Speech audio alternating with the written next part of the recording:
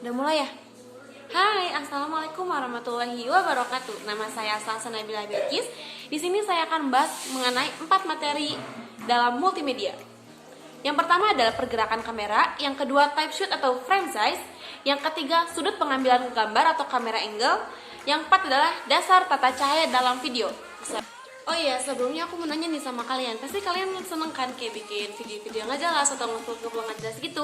Atau emang ada pekerjaan atau tugas yang mengharuskan kalian membuat film atau membuat vlog-vlog gitu yang kayak harus menggerakkan kamera?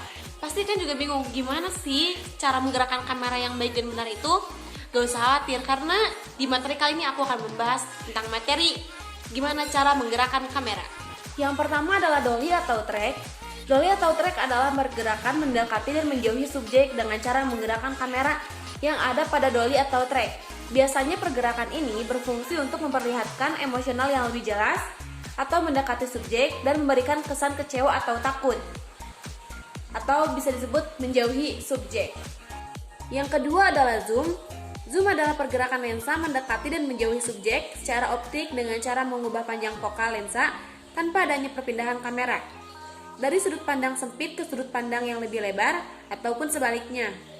Zoom in biasanya untuk memperjelas suatu objek yang diambil, sedangkan zoom out biasanya untuk memberikan informasi keberadaan subjek tersebut atau kejadian lain yang tidak jauh dari subjek pertama. Yang ketiga adalah crab atau crabbing, adalah pergerakan kamera menyamping sejajar dengan subjek yang sedang berjalan atau berlari. Pergerakannya bisa ke kiri atau ke kanan sesuai dengan kebutuhan, seperti pergerakan kepiting.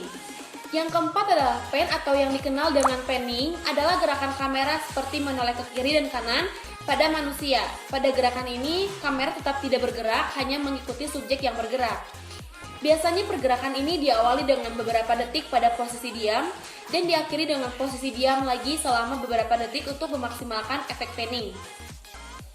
Nah, gimana nih untuk materi pertama? Pasti udah pada paham kan? Sekarang aku lanjut ke materi kedua, yaitu tipe-tipe shoot pada pengambilan film Extreme atau long shoot, pengambilan kamera. gambar melebihi long shoot, menampilkan lingkungan objek secara utuh, dan untuk menunjukkan objek tersebut bagian dari lingkungannya. Yang kedua adalah full shoot, pengambilan gambar penuh dari kepala sampai kaki, fungsinya untuk menunjukkan objek beserta lingkungannya. Yang ketiga long shoot, pengambilan gambar lebih luas dari full shoot untuk menunjukkan objek dengan latar belakangnya. Nah, itu materi mengenai tipe-tipe shoot. Sekarang kita lanjut ke materi ketiga, yaitu sudut pengambilan gambar atau kamera angle. Angle yang netral, sehingga disebut juga normal angle. Pada angle ini tingginya kamera saat membidik harus sejajar dengan subjek atau objek yang dibidik. Bila memotret seseorang, maka bagian tubuh yang dijadikan adalah tolak ukur untuk menjejarkan sorotan.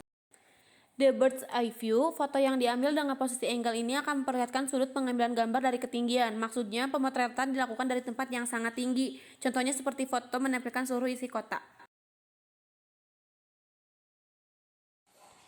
Materi ketiga udah selesai. Sekarang kita lanjut ke materi keempat ya, yaitu dasar tata Hard cahaya light dalam disebut dengan pembuatan cahaya keras yang video. dihasilkan dari sumber cahaya dengan intensitas yang tinggi.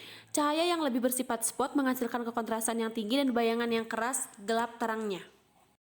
Soft light disebut juga cahaya yang lembut karena dihasilkan dari sumber terpendar dan halus. Biasanya cahaya yang dipancarkan adalah fluid dan dibarengi dengan filter atau elemen penghalus pemendaran cahaya.